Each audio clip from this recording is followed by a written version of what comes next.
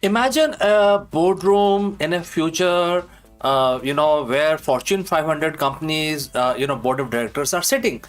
The quarterly earnings are out, numbers are staggering, but behind the scene, employees are burnt out. The supply chain is fraying, and the CEO is looking at a massive personal bonus. In modern business, we call this maximizing shareholder value. But 7,000 years ago, on a battlefield of Kurukshetra, Bhagwan Krishna gave this behavior a different name. He called it a sin. Today we are exploring a single explosive verse from Bhagavad Gita, chapter 3, verse 13. It's a verse about food, about the modern leaders. It's a verse about survival. It explains why me first culture of the modern greed is a mathematical certainty for failure, and why ancient wisdom offers a superior competitive advantage. Let's look at the verse. And the quote starts: The righteous who eats the remnant of the sacrifice are freed from all sins. But those unholy ones who cook food only for their own sake, they verily eat sin. To modern ears, eating sin sounds like religious metaphor, but let's translate this into a language of leadership. In Gita, food represents the fruit of your labor, the revenue, the profit, the resources. Sacrifice, basically yajna, represents the act of giving back to the system that allowed you to succeed. Bhagwan Krishna is telling us that there are two types of leaders. The pious leader, they treat profit as resource to be shared. They eat the remnants, meaning they satisfy their needs only after the ecosystem, which in this case stands for employees, customers, and the community, has been nourished. Now, next is wicked leader. They cook only for themselves.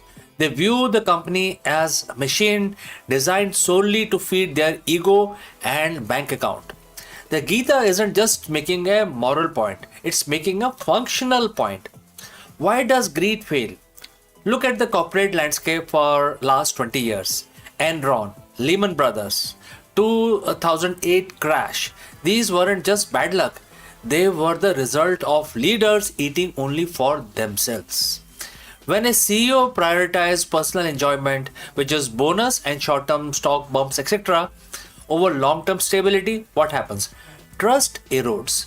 Talent leaves. Innovation dies. People stop taking risks for a leader who won't back them. The sin accumulates. In business terms, sin is a technical and cultural debt. It's the hidden cost of cutting corners that eventually brings the whole tower down. Modern greed is a burn and turn strategy.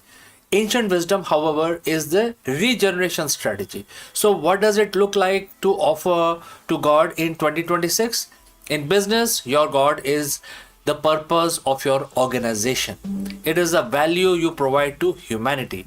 When a CEO offers food first, they are practicing stewardship. They pay fair wages before taking massive dividend. They invest in sustainable R&D before buying back stocks. They prioritize the health of the community because they know a sick community cannot buy their products. This isn't charity, it's a strategic replenishment. By eating the remnants, taking their share only after the system is healthy, the leader ensures that the system will continue to produce food for decades, not just for next fiscal quarter.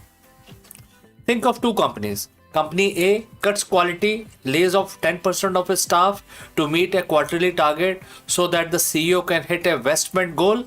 They are cooking for themselves. They are eating the seeds, which are for themselves. Company B sees a downturn but chooses to reduce executive pay to keep the team intact and maintain product integrity. They are offering their sacrifice. So, which company has a loyalty of its customers? Which company survives the next recession? Ancient wisdom says company B isn't just a nicer one, it's a stronger one as well. It is freed from sins of resentment, turnover, and the brand decay. So as we close, I want you to look at your own plate. As a leader, as a manager, or as an entrepreneur, are you cooking only for yourself, or are you mindful of the sacrifice that allowed that food to reach your table? Gita's lesson in chapter 3, verse 13 is a call to move from consumption to contribution. Success is not measured by how much you take from the table, but by how long the table stays full because of your leadership. Don't just eat, nourish the system that feeds you, and that is a secret to legacy that outlasts any balance sheets. So friends, what do you think about this? Do let me know in the comments below. Do subscribe our channel, like the video, and I will catch you again in the next one.